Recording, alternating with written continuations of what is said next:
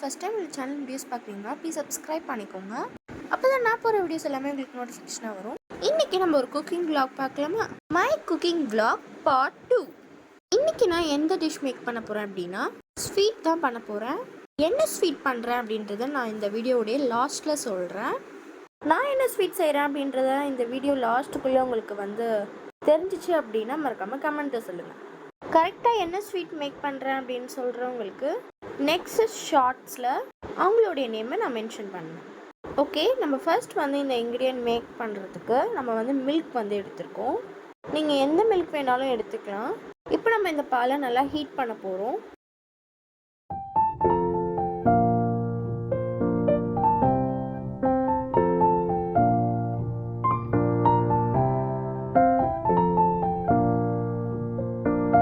நல்லா milk heat ஆகிறதுக்குள்ளே நம்ம lemon juice ready பண்ணிடலாம்.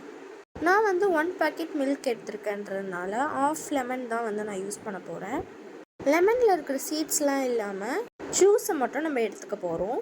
ஃபர்ஸ்ட் நான் என்ன பண்ணுறேன் அப்படின்னா ஆஃப் லெமன் தானே நம்மளுக்கு வேணும், அதனால் ஆஃப் லெமன் மட்டும் நம்ம எடுத்துக்கிட்டு ஆஃப் லெமனை நான் ஃப்ரிட்ஜ்லேயே வச்சிட போகிறேன்.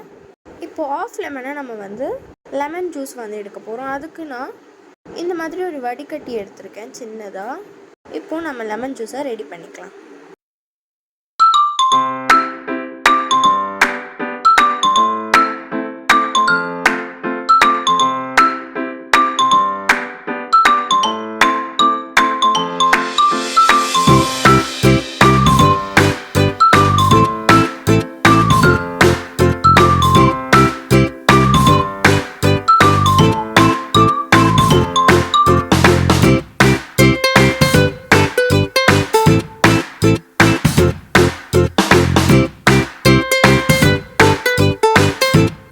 ஜூஸை ஸ்வீஸ் பண்ணி நம்ம லெமன் ஜூஸை மட்டும் எடுத்துக்கிட்டாச்சு.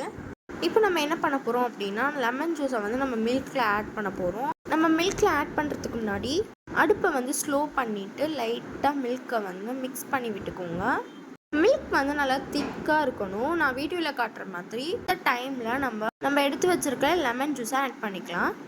உடனே நீங்கள் லெமன் ஜூஸை மொத்தத்தையுமே ஆட் பண்ணிடக்கூடாது. கொஞ்சம் கொஞ்சமாக நீங்கள் ஆட் பண்ணி மிக்ஸ் பண்ணிகிட்டே இருங்க.